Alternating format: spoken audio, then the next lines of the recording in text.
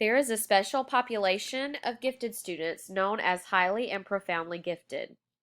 This presentation was created by Carly Kane, Aaron Gramley, Nicole Hallman, and Mary Lawless. For students to be identified as highly and profoundly gifted, there are some qualifications, and students do not need to meet all of these qualifications to be considered highly and profoundly gifted.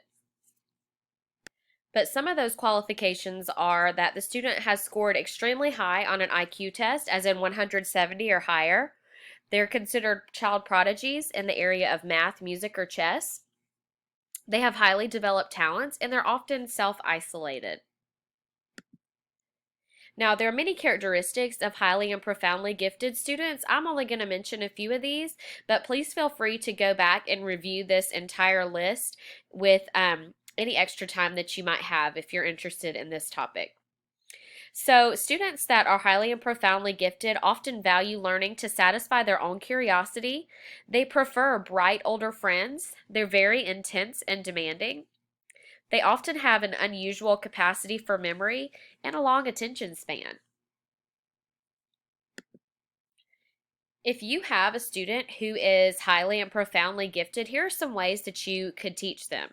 Now, this is a very rare occurrence, but there are full-time gifted programs or homeschooling available, and parents need to work closely with teachers in the school, and teachers need to work to stimulate and challenge all senses of highly and profoundly gifted students. The senses of these students are very heightened, and it's necessary for teachers and parents to challenge all senses of these students.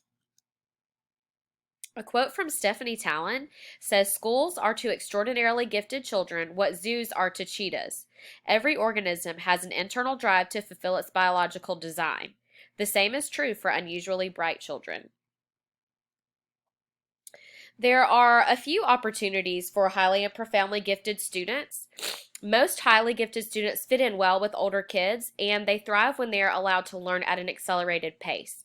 Now, this is based on a study that took place over 20 years of profoundly gifted individuals. There were 60 individuals total, split into two groups, 30 and 30. So the students who were allowed to skip 2 or 3 grades, over time, they did well academically and socially. They ended up with PhDs.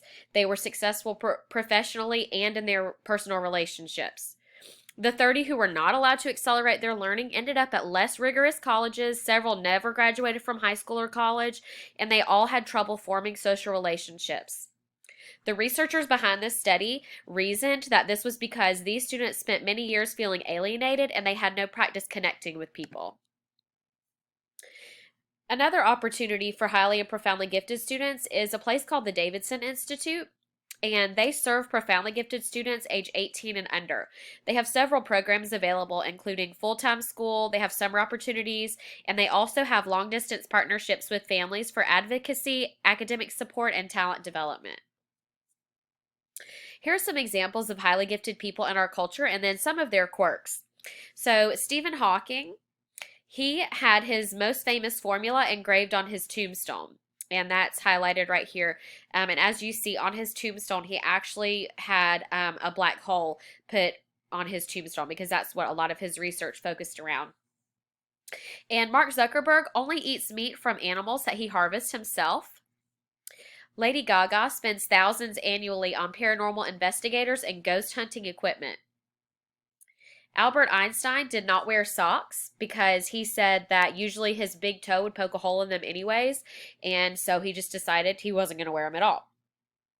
He also picked up insects from the ground and ate them. Steve Jobs would pick certain foods and only eat those foods for weeks at a time. Some examples were carrots and apples. Edgar Allan Poe refused to write on paper, only on scrolls. Mary Shelley, she kept a boa constrictor on her shoulders, and whenever the boa constrictor squeezed too tight to move her arms, she would take a break from her writing. Elon Musk reads 10 hours a day. Thank you so much for listening to our presentation, and I hope you learned some interesting facts about highly and profoundly gifted students.